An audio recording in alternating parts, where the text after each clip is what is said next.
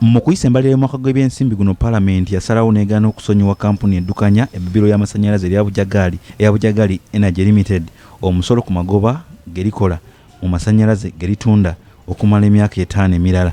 Okusinziira ku Minisitule y'ebyamasannyalaze n'obugagga obw'omutaka, okusonyiwa ebbibiro lya Bujagali omusolo ku magoba ge likola kyakuyamba kukendeeza ku bbeeyi y'amasannyalaze erinnya buli lukya, nga singa kino tekikolebwa amasannyalaze agootebwa omuntu owa bulijjo gaakulinnya okuva ku siringisi 740 okutuuka ku nnusu 8 n'obutundutundu 4 buli uniti. Kyokka okusinziira ku babaka abatula akakiiko ak'enjawulo akasibwawo kwekenneenya ensonga za Bujagali, bagamba nti musigansimbi ono ensimbi ze yakozesa okuzimba ebbibiro lino zaggwayo dda oluvannyuma lw'okujjulula emigabo gy'alina ku kampuni etwala ebbibiro lino eya Bujagali Energy Limited egyagibalirirwamu obukadde bwa $169 ku bukadde bwa $179 ze yassaamu mu kuzimba ebbibiro lino. First impact would be the increase of the tariff of Bujagali, which then feeds into the increase of the end user tariff.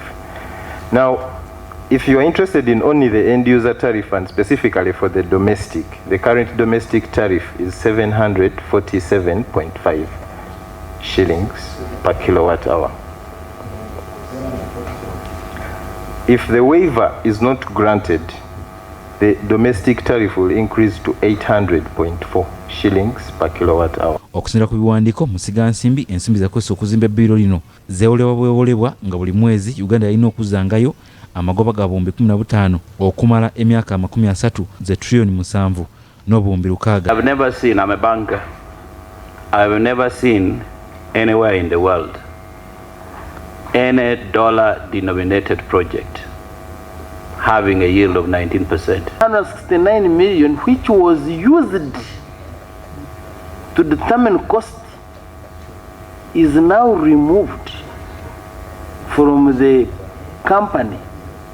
Do you still use it to determine the same cost when it has been, because does it still earn? Botunulira endagaano eraga nti abagagga bateekamu $1 million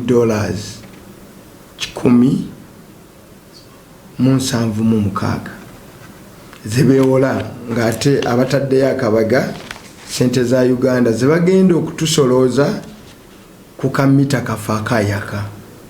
Kati buli mwezi abagagga aba Bujagali ku ssente ze tusolooza mu yaka mu Uganda batwalako $5 million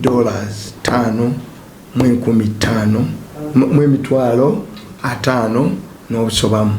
Ky'okusinziira ku babaka olw'okuba ng'ono emigabo n'ensimbi ze yassa mu kuzimba ebbibiro lino yagijjulula wakati wa 2012 ne 2015 nga yasigazaamu emigabo gya bitundu 19 ku 100, ate teyandibadde ng'akyasasulwa obuwumbi 15 buli mwezi ng'amagoba ku ssente ze yajjamu edda. Masannyalaze buli wegeyongera okubaaga ebbeeyi gakosa Abannayuganda, gakosa abantu ba bulijjo, ate nga bano ba investor ssente zaabwe baazijjayo dda ze baateekamu ate nga bongera kutwala magoba.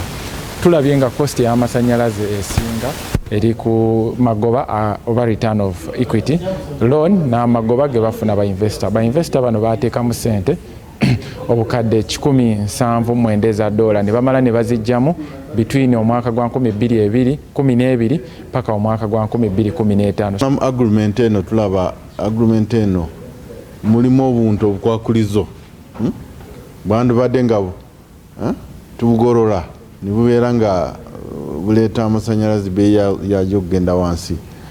Paalamenti yagaana kuyisaawo kyakuwa weeva nga tetunakola ki mulimu guno. Kati abaka bagamba nti tewali bwetaavu bwa kusonyiwa musigansimbi ono musolo so nga n'ebbeeyi y'amasannyalaze terina ssuubi lya kukka wansi.